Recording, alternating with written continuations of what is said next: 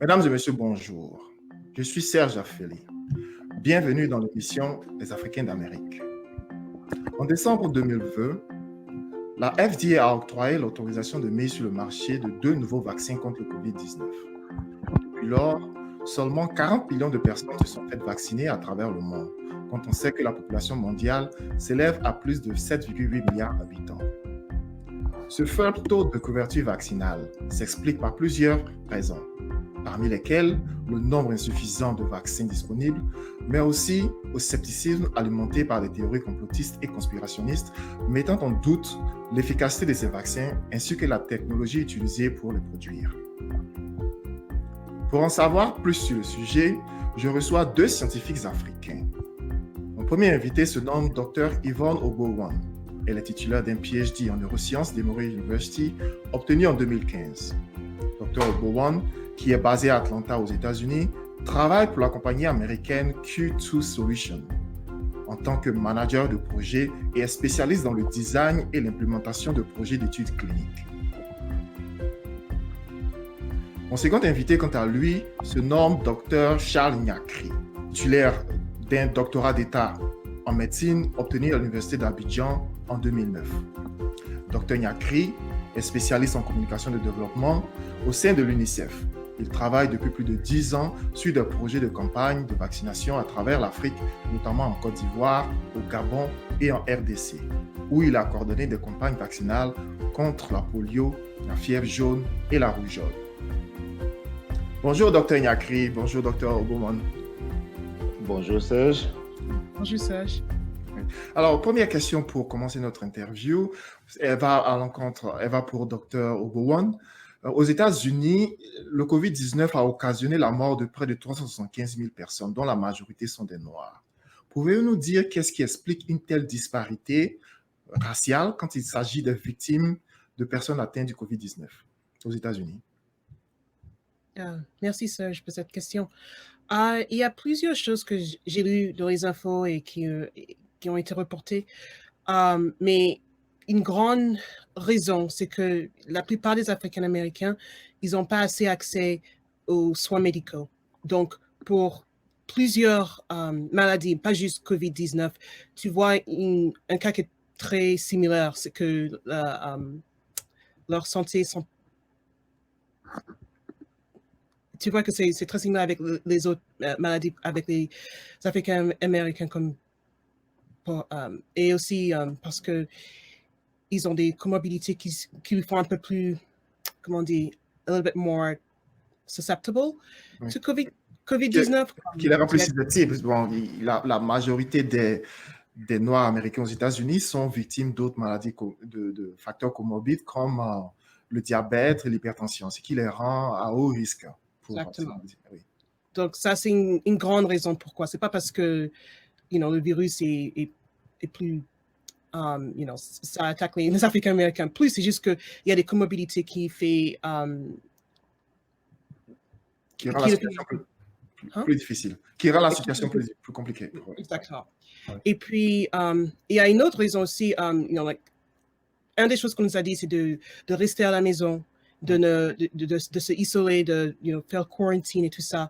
Mais plus que 80% des Africains-Américains ne peuvent pas faire ça parce que leur travail demande qu'ils doivent aller au travail pour continuer leur travail. Donc, ça veut dire qu'ils sont toujours exposés, il y a un plus grand risque que peut-être il sera infecté avec COVID-19 si quelqu'un au travail ou un des clients COVID-19. Donc, il y a une plus grande chance qu'il pourra être infecté. Donc, il y a plusieurs raisons. Donc, c'est les comorbidités, ils sont plus exposés par l'environnement, oui.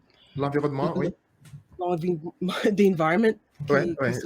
oui. Et puis, aussi, l'accès médical est un peu moins pour les Africains-Américains. Mais vous parlez d'accès aux soins de santé. Est-ce que le système américain permet à la population générale d'avoir accès à ces soins de santé-là? C'est possible, mais c'est cher. Ça dépend de ton travail, parce que si tu as un travail qui ne donne pas l'assurance pour aller au médecin. Donc, ça sera très, très cher d'aller si tu penses que tu as COVID-19. Donc, la plupart des gens, s'ils n'ont pas l'accès, s'ils n'ont pas l'assurance, peut-être ils ne vont pas au médecin assez vite quand ils commencent à avoir les symptômes. Et ça affecte beaucoup de gens, pas seulement les Africains-Américains, mais ça affecte les Africains-Américains un peu plus que les autres. Donc, ça, c'est une grande raison. Okay. Alors, nous allons tourner un peu vers l'Afrique. Merci, Dr Nyakri, de nous joindre dans cette interview. Vous nous joignez depuis la Côte d'Ivoire. Bon, les statistiques ont montré que, contrairement aux États-Unis et aux pays occidentaux, en Europe par exemple, le nombre de décès liés au COVID-19 est largement en deçà des prévisions statistiques, il faut le reconnaître. On a eu par exemple 33 000 morts en Afrique du Sud, mais seulement, je dirais seulement avec beaucoup de précautions, 610 000 morts au Congo, 450 morts au Cameroun et 140 morts en Côte d'Ivoire au jour d'aujourd'hui. Donc doit-on s'attendre au pire dans les mois à venir? Merci beaucoup pour l'opportunité que vous nous donnez de nous exprimer sur la question. Peut-être pour petite correction, c'est peut-être 610 morts au Congo. Il faut dire que on n'a pas encore, en l'état actuel, des recherches, des évidences qui pourraient expliquer ce faible taux de décès, mais selon certaines discussions des scientifiques, cela pourrait être dû aussi au fait qu'on a une vaccination de routine qui marche assez bien, qui est déployée à l'échelle des différents pays. D'aucuns parlent de l'avantage climatique. Ça aussi, ça reste à explorer. Et ça, nous y reviendrons tout à l'heure. Oui. Et selon d'autres experts aussi, le fait que il n'y a pas effectivement de nombreux cas de grippe avérés dus au changement climatique, à savoir l'hiver ici en Afrique, ça a eu un effet de limiter les effets qui pourraient conduire à la mort de cette maladie-là. Donc, nous nous réjouissons du faible taux de décès et nous pensons que les chiffres ne vont pas aussi être alarmants que ce que nous constatons à travers le monde. Oui, nous espérons aussi que l'Afrique sera épargnée de cette pandémie, mais quand on regarde la réalité, c'est que certains pays africains sont de moins en moins regardants sur les restrictions et les mesures barrières. Doit-on craindre une seconde vague pour l'Afrique, comme cela se voit actuellement aux États-Unis ou en Europe? Oh, oui, sur la question, lorsqu'on regarde les chiffres ces dernières semaines, on constate une flambée des cas dans l'ensemble des pays. Je pense que cela est dû aussi au fait que les restrictions dans les pays développés ont amené nos frères qui y vivent à revenir au pays. Les fêtes de fin d'année ici aussi ont entraîné un certain nombre d'activités de masse et vu aussi le faible nombre de cas dans le mois de décembre, on était à moins d'1% des cas de positivité. On s'était dit qu'on était à la fin de l'épidémie et la structure aussi de nos populations, vu que nos populations sont pour la plupart dans le secteur informel, il est très difficile pour nos États de pouvoir mettre en place des dispositifs assez drastiques qui pourraient avoir des répercussions sur la vie sociale des communautés. Je pense qu'il y a beaucoup de choses qui sont faites, mais je suis d'accord avec vous que le respect des mesures barrières se fait de moins en moins, voire à travers nos grandes capitales. C'est dû au fait que la maladie, selon les chiffres, n'est pas plus dangereuse que le palu ou la rougeole ou toutes ces maladies-là qui ont un fort impact sur nos communautés. Ok, merci bien. Alors, je reviens vers vous, docteur Oboman. Tout à l'heure, le docteur Nyakri parlait du climat chaud et humide des pays africains qui pourrait contribuer, entre guillemets, à freiner la propagation du virus. Est-ce qu'il existe réellement des évidences scientifiques pour soutenir de telles affirmations? Je pense pas, je n'ai pas vu des évidences scientifiques que le climat est la raison pourquoi le COVID-19 n'a pas affecté les pays africains. Mais il y a toujours du temps. Peut-être après quelques années, quand on continue notre recherche, on pourra trouver quelque chose qui pourra expliquer. Mais une grande raison, c'est comment les gouvernements ont répondu avec ce COVID-19. Ce qu'on avait fait, même avant le COVID-19, si tu te souviens, il y a quelques années, il y avait Ebola. Et comment est-ce qu'ils ont mis des mesures pour être sûr que les gens ne s'infectent pas avec quelqu'un d'autre qui a Ebola. La plupart des mesures qu'ils ont instituées pendant ce pandémie il y a quelques années, ils ont continué à utiliser pour protéger le public en 2020 et que continuent même cette année contre le COVID-19. Donc, c'est vraiment un succès de la santé et de comment les gouvernements ont réussi de protéger leur peuple avec des règles qu'ils ont expliquées à tout le monde. Il faut laver les mains, il faut rester assez distant, au moins 6 mètres, et puis juste continuer à éduquer la population pour être informés de quoi il faut faire pour se protéger contre le COVID-19. Ça, je pense que c'est vraiment ce qui a fait la grande différence.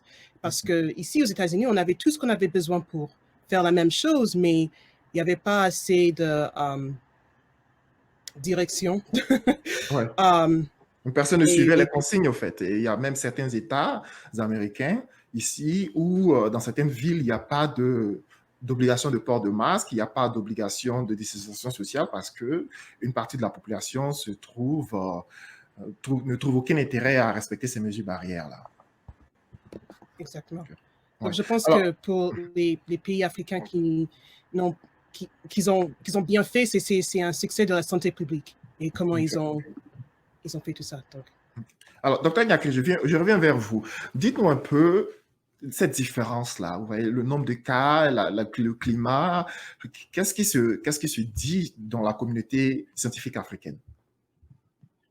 Oui, je pense que ces chiffres-là interpellent la communauté scientifique africaine en ce sens que nous sommes bien obligés de pouvoir approfondir les recherches pour pouvoir donner une explication assez scientifique à ce phénomène-là qui a endeuillé le monde et qui continue encore d'endeuiller le monde vu que il y a certaines mutations et nous sommes toujours craintifs de pouvoir avoir ces mutations ici parce que nous n'avons pas toujours les mêmes plateaux techniques qu'en Occident. Mais il faut dire que la communauté scientifique est en train de bouger.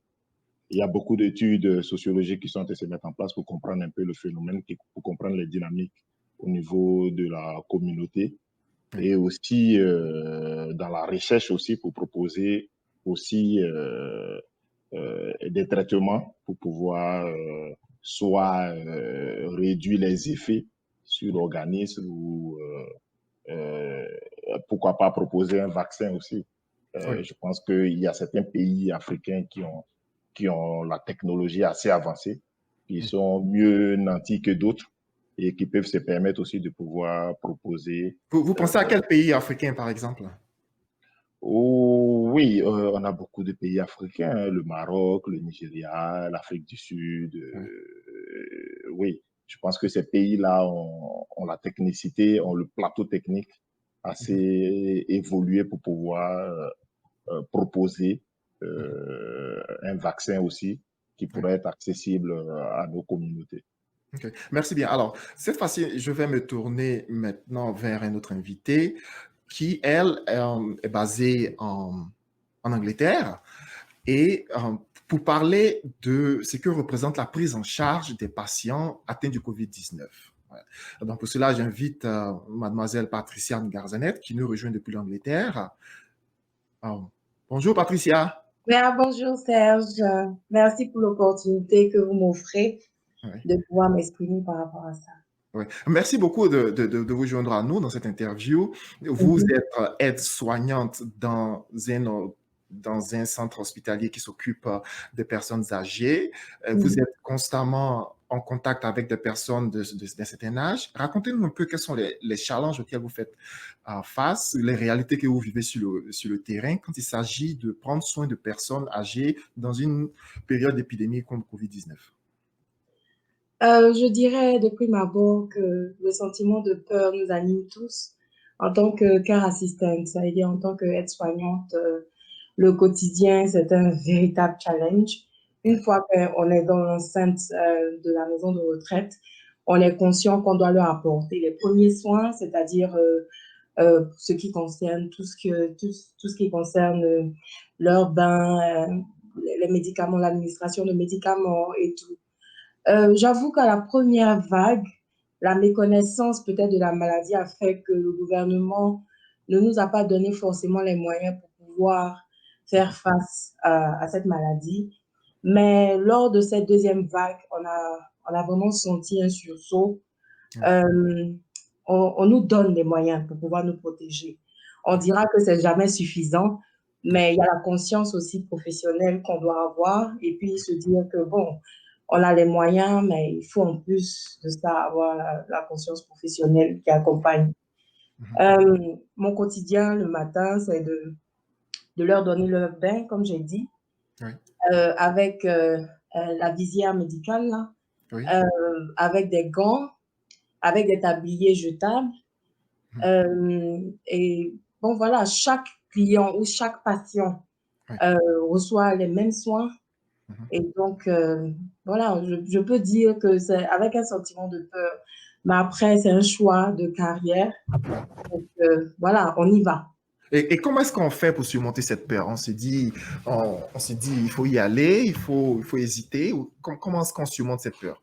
Tu n'as pas droit, tu ne dois pas hésiter parce que, comme j'ai dit plutôt, c'est un choix de carrière. Donc, tu dois faire face. Nous sommes africains, nous sommes croyants. Donc, chacun utilise un peu ce qui peut lui donner du courage. Pour mon cas, c'est la prière, c'est la communication avec mes collègues, c'est en parler parce qu'il y a souvent des collègues qui ne prennent pas ça trop au sérieux, qui, par exemple, ne portent pas le masque ou bien qui font… Bon, c'est à toi, en tant que son collègue, en tant que care assistant, de lui faire comprendre que ben, à la fin, tu me mets en danger, tu te mets aussi en danger, tu mets les patients en danger. Donc, voilà, chacun utilise ce qu'il peut pour pouvoir surmonter ça. J'avoue que c'est un peu difficile, mais bon, on y va. Parlez-nous un peu du taux de mortalité dans votre établissement, si cela n'est pas indiscret, bien sûr. Non, pas du tout. Ben, je n'ai pas donné le nom de… il faut dire que jusqu'à la semaine passée, on a perdu quand même 5 patients sur un de nos étages. Ça a été très lourd psychologiquement pour le staff qui était présent ce jour-là. Et puis, bon, ils sont pratiquement tous morts dû au Covid. C'est vrai que ce sont des personnes âgées. Ils avaient des précédents de santé, mais le Covid n'a pas aidé. Donc, pour le moment, on parlera de ces 5 patients. Mais on a eu beaucoup de contamination sur les autres étages et contamination due à nous, le staff. C'est le staff qui a plutôt envoyé ça dans l'enceinte. Et donc, c'est pour ça que je dis qu'on a une grande responsabilité parce que ces personnes sont âgées, elles ne sortent pas pratiquement. C'est nous qui venons du dehors. Et donc, pour le moment, ça fait peur. Et par rapport au fait qu'il y a eu beaucoup de staff contaminés, on est à 55% de staff contaminés, ce qui est trop. Le gouvernement a envoyé des équipes médicales de l'hôpital pour nous faire vraiment des tests. Il y a plusieurs tests qui sont sortis. On a un test de 30 minutes. Le test ressemble un peu au test de grossesse. C'est-à-dire que quand tu rentres dans l'enceinte, avant de commencer ton shift, tu es obligé de faire ce test-là. C'est-à-dire le swab de la bouche, du nez.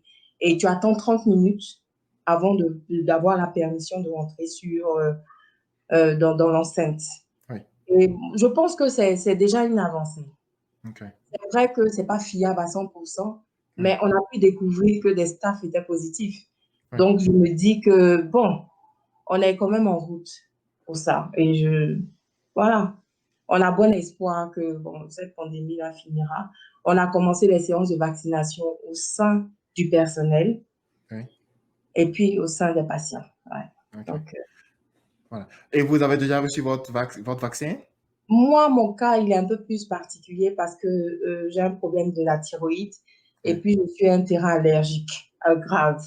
Donc, mon docteur m'a conseillé pour le moment d'attendre Oui. jusqu'à ce qu'on sache. Parce que, bon, comme vous l'avez dit, il y a des personnes qui comportent des informations disant que, bon, il n'est pas efficace et tout. Mais moi, c'est plus pour ma santé que j'attends. Mais je suis ouverte à ça. Oui. Donc, bon, à la longue, je pense que tout le monde sera obligé de le faire. Je vais le faire, oui. J'ai un peu dans les coulisses, ça se dit que finalement, on fera tout ce vaccin-là. Mhm. Et quand je serai obligée de le faire, ou bien quand ils prouveront que voilà, ça ne va pas affecter, par exemple, mon état de santé vu mes allergies, Oui. je serai ouverte à le faire. OK. Merci beaucoup. Nous souhaitons vraiment beaucoup de courage et en Merci tout beaucoup. cas, restez safe, comme on le dit si bien. Yeah, I will try. Thank you. Merci, au revoir. Alors, je reviens vers vous, Dr. Bowman. Tout à l'heure, Patricia, qui nous appelait de l'Angleterre, a parlé de la vaccination. Oui, et des différentes rumeurs qui circulent ici et là, sur Internet. On n'a qu'à se connecter sur Internet pour voir un peu ce genre d'informations complotistes. Et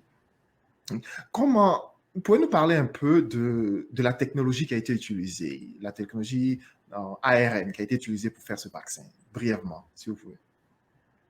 Merci. La technologie est très intéressante. Comme tu as dit, ça utilise une plateforme ARN. Donc, c'est une plateforme qui était déjà utilisée contre le cancer. Donc, c'est pas très nouveau. C'était déjà en utilisation pour plus que 20 ans maintenant. Mais c'est la première fois qu'ils ont utilisé contre une infection, right? Une maladie infectieuse comme COVID-19. Et puis, COVID-19 est un virus, comme on a dit, et quand tu regardes à COVID-19 en dessous d'un microscope, ce que tu vois, que c'est une reine autour du RN et qui a des petites spicules. Et les spicules, c'est ça que le virus a besoin d'utiliser pour entrer notre cellule dans notre corps. Oui. Donc, la vaccine ARN peut contenir l'info du virus qui construit un des spicules. Oui. Donc, la vaccine ARN, qu'on injecte dans une personne, ça vient dans notre corps et après notre corps développe des anticorps contre la maladie. Développe des anticorps contre le virus, contre le spicule, exactement, parce que c'est ça qui va voir, c'est ça que le corps va voir si on devait être infecté par le COVID-19. Oui. Donc, c'est génial, it's really cool, dans mon avis. Et c'est efficace. Il n'y a pas trop de, il y a pas beaucoup de, effets secondaires. Oui. Et puis, comme tu as dit, il y a déjà des gens qui maintenant, ils ont eu leur vaccin ici aux États-Unis, seulement 40 000. Mais ça marche bien. Donc. Oui. Et, oui, et l'avantage avec ce nouveau type de vaccin, de messager ARN, c'est qu'il n'utilise pas le vaccin, le virus en lui-même, contrairement aux autres vaccins qui sont utilisés, qui sont soit des vaccins atténués ou des virus atténués ou des virus morts. La technologie ARN messager n'utilise pas le virus en lui-même, c'est juste une petite partie du virus qui ne peut pas se reconstituer en virus. Et c'est ce qui est important, il faut que les gens comprennent, c'est que cette technologie, on n'injecte pas de virus à COVID-19 à l'individu. C'est juste un message qui est injecté à l'individu et qui permet au système immunitaire de développer des anticorps contre le virus, si éventuellement on était exposé au virus. Voilà, et c'est ce qui est important. C'est important de dire ça. C'est très, très important de souligner que ce n'est pas le virus qu'on injecte dans les patients. Et aussi, le ARN ne change pas, ne change pas ton génétique, ton DN. Ce n'est pas possible. C'est pour ça qu'on utilise le ARN, parce que ça contient l'information génétique sans changer ton DN. Donc, c'est pour ça que c'est peut-être cette vacciné. Il y a eu aussi des dires qui circulaient sur les réseaux sociaux ou sur des sites Internet qui disaient que la rapidité avec laquelle ce vaccin a été développé cache un certain complot financier qui ferait que l'objectif final serait d'enrichir les firmes pharmaceutiques. Alors, quel est votre avis sur cette question? Je peux comprendre pourquoi les gens sont un peu inquiets que le développement de cette vaccine était fini dans un an. Mais ce n'était pas, ils n'ont pas fait sans, comment dire, ce n'est pas très vite. Ce qui s'est passé, c'est que tout l'argent qu'ils avaient, ils ont donné à les entreprises pour développer cette vaccine. Et après, il y avait, les gouvernements n'ont pas arrêté. Ils ont, comment dire, il n'y avait pas there was no delay to review les infos. C'est-à-dire qu'ils évaluaient les résultats des essais cliniques et de l'avancée au fur et à mesure que les choses avançaient, ce qui n'est pas de coutume, parce qu'en général, vous qui êtes dans le domaine des recherches cliniques d'ailleurs, en général, quand vous soumettez une recherche clinique à une autorité étatique, au FDA par exemple, ça peut prendre 2 ou 3 mois ou 6 mois même avant même ça prend du temps parce que tu dois attendre. C'est juste que tu es en ligne et il y a des gens qui sont devant toi, qu'ils ont fait avant toi, ou peut-être qu'ils ont payé pour être devant toi.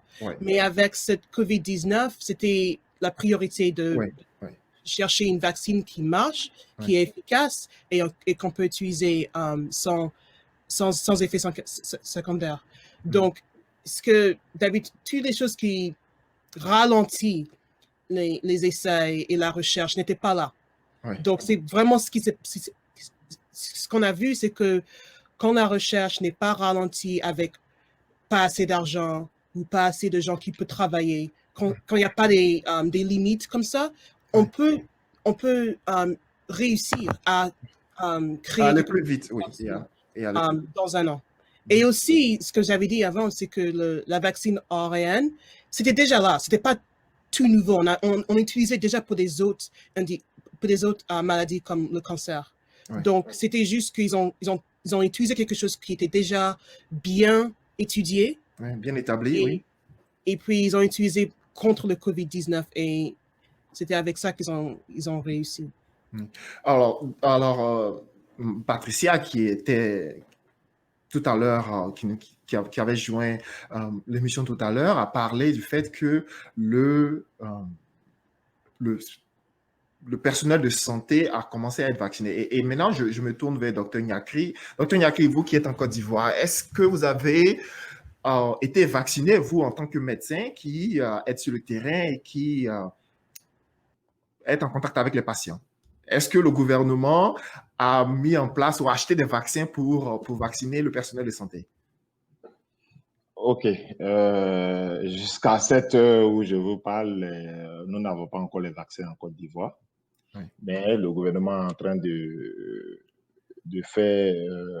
mettre tout en place pour pouvoir acquérir les vaccins au plus tard la 3e semaine de février. Donc, ce sont des quantités pour des personnes assez ciblées, qui sont des travailleurs de première ligne, pour permettre aussi à ces personnes-là de pouvoir donner les soins dans de bonnes conditions.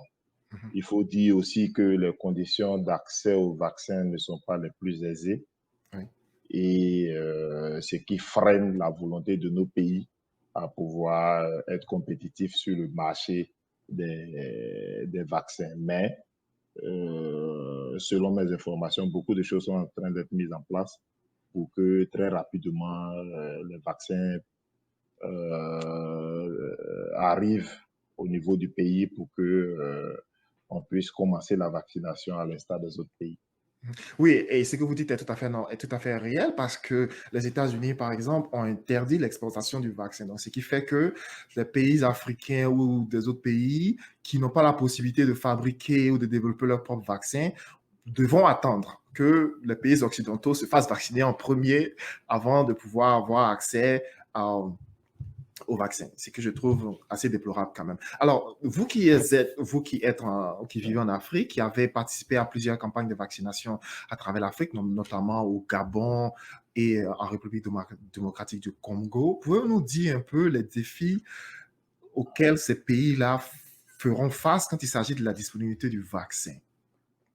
Ok, je pense qu'avant de répondre à cette question, il serait important que je puisse revenir sur le mécanisme qui existe pour permettre à nos pays de pouvoir bénéficier du vaccin. Je pense que c'est une initiative qui a été mise en place par l'OMS, qui a appelé l'initiative COVAX, pour permettre d'avoir un accès pour ces pays en développement là au vaccin.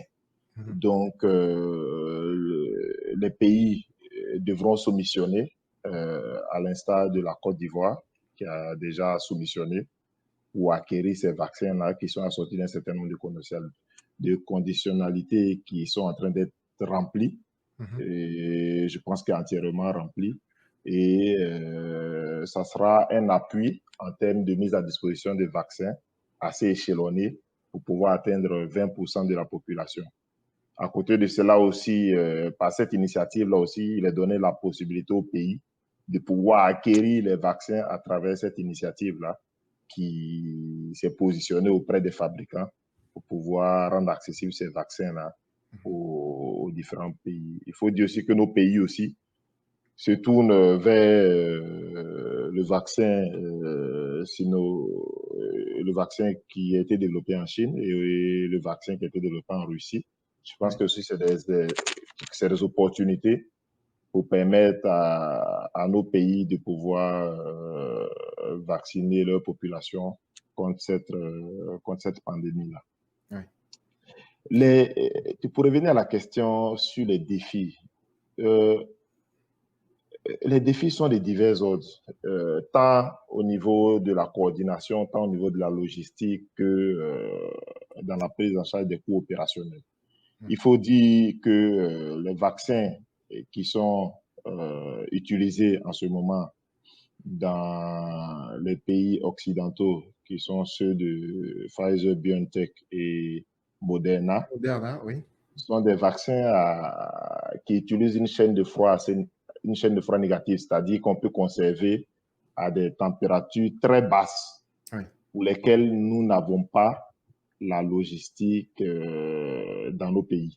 Il faut dire que les vaccins que nous utilisons jusqu'à leur utilisation aux populations sont des vaccins qu'on arrive à conserver dans des pots de vaccins en 8 degrés. 8 degrés, oui. Voilà, donc nos pays soumissionnent pour qu'on puisse avoir ces vaccins-là qui sont en 2,8. Si j'ai bonne mémoire, celui de AstraZeneca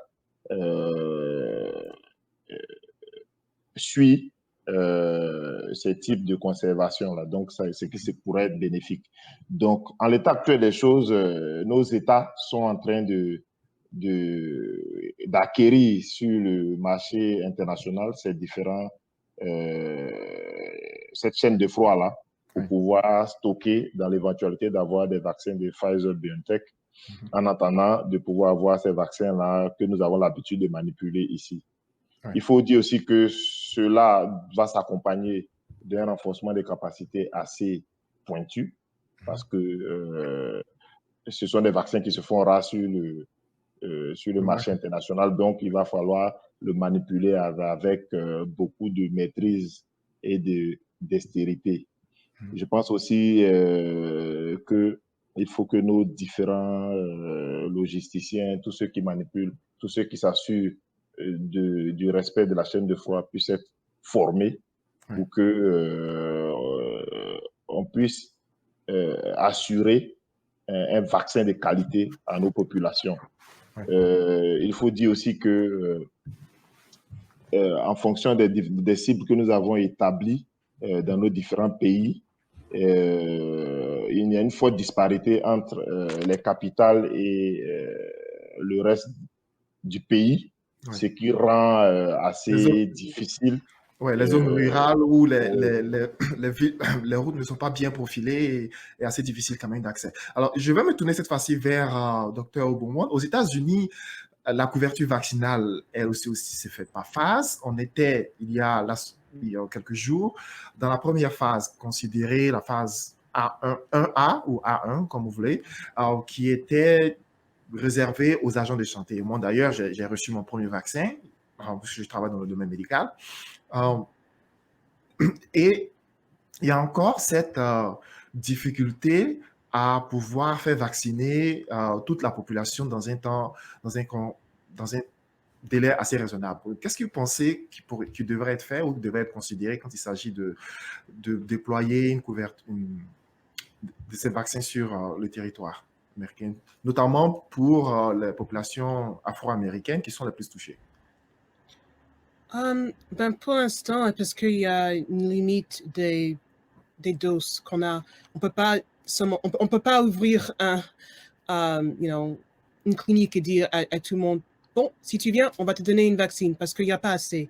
Donc, je comprends pourquoi ils ont essayé de prioriser les gens qui sont plus à risque. Donc, les gens qui travaillent dans le domaine médical, oui. Dans le domaine médical, les gens qui sont très âgés ou qui ont plusieurs des comorbidités.